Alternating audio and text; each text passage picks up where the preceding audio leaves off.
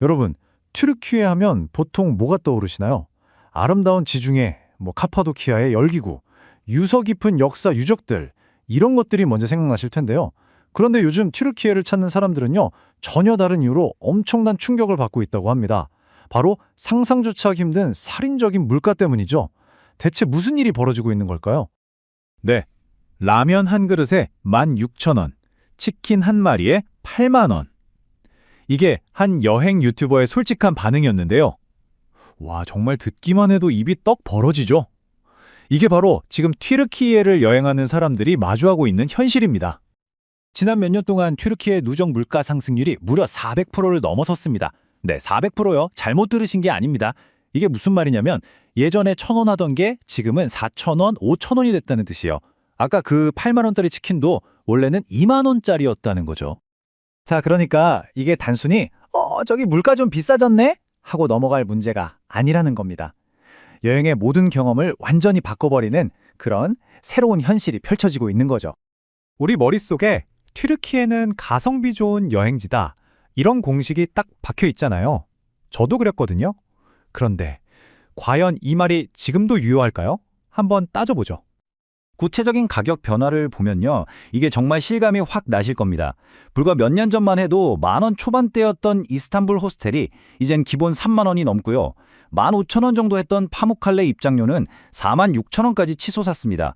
심지어 길거리에서 간단히 사 먹던 3,000원짜리 케밥이 이제 15,000원을 훌쩍 넘고요. 300원짜리 국민 간식 시미트 빵도 1,000원이 넘어가고 있습니다. 정말 어마어마하죠. 그래서 요즘 튀르키예를 여행하려면 예전과는 다른 새로운 규칙들을 좀 알아야 합니다. 자국 화폐인 리라화 가치가 워낙 불안정하다 보니까 아예 주요 관광지 입장료는 유로로 받기 시작했어요. 식당에 갔는데 오늘 본 메뉴판 가격이 다음 주에 가면 바뀌어 있을 수도 있습니다. 그러다 보니 관광객들은 여전히 튀르키예를 많이 찾긴 하는데 예전처럼 막 지갑을 활짝 열지는 못하는 거죠. 아니, 그럼 도대체 왜, 어떻게 이런 말도 안 되는 상황이 벌어진 걸까요? 지금부터 그 경제적인 배경을 한번 쉽고 명확하게 짚어보겠습니다. 모든 문제의 핵심에는 정부의 아주 독특한, 어찌 보면 좀 기이한 경제 철학이 있었습니다. 보통 전 세계적으로 물가가 오르면 그걸 잡으려고 중앙은행이 금리를 올리잖아요. 그런데 튀르키예 정부는 정반대로 생각한 거예요. 높은 금리가 오히려 인플레이션을 유발한다, 이렇게 본 거죠. 그러니까 이 악순환이 딱 세 단계로 이어진 겁니다. 자, 첫째, 정부가 금리를 계속 내렸어요. 둘째, 그러자 투자자들이 이거 불안한데 하면서 리라화를 팔아치우니까 화폐 가치가 폭락했죠. 그리고 마지막으로 튀르키예는 수입에 의존하는 게 많은데 리라화 가치가 떨어지니 수입품 가격이 천정부지로 치솟았고, 이게 결국 모든 물가를 끌어올린 겁니다. 그런데 말이죠, 그렇게 고집하던 이 비정통적인 정책이 오래가지는 못했습니다. 결국 2023년 선거가 끝난 뒤 정부는 기존의 입장을 완전히 뒤집었어요. 기준금리를 8.5%에서 무려 50%까지 정말 공격적으로 끌어올리면서 다시 전통적인 경제 방식으로 돌아오려는 아주 극적인 변화를 시도하게 됩니다. 자, 지금까지는 좀 딱딱한 경제 이야기였는데요. 그럼 이 엄청난 경제적 혼란 속에서 현지에서 살아가는 사람들은 과연 어떻게 버티고 있을까요? 이제 그들의 이야기로 한번 넘어가 보겠습니다. 이 아이폰 지수라는 걸 보면 현지인들의 구매력이 얼마나 떨어졌는지 정말 직관적으로 와닿는데요. 이게 뭐냐면 아이폰 한 대를 사려면 며칠을 일해야 하냐는 거예요. 한국에서는 평균 열흘 정도 일하면 살 수 있는데 튀르키예에서는요, 무려 123일.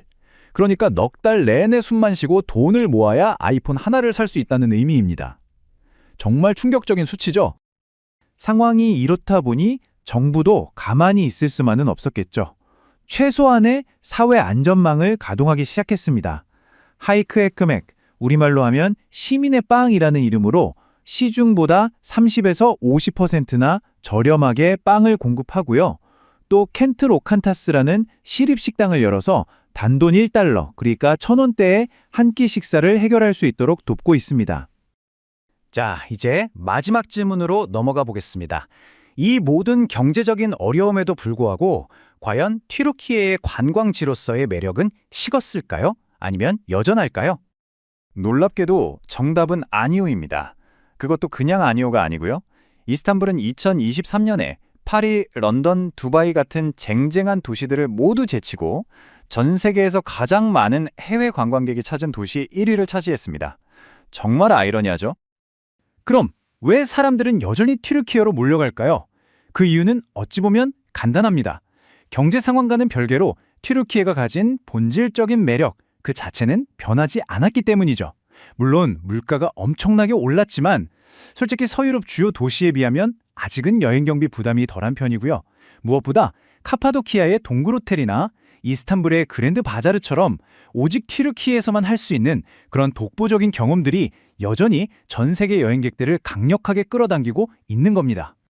결국 이 모든 이야기를 듣고 나면 이런 질문 앞에 서게 됩니다.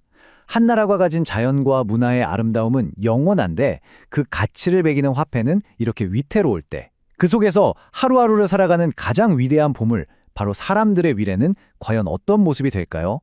우리 모두가 한 번쯤 생각해 볼 만한 문제가 아닐까 싶습니다.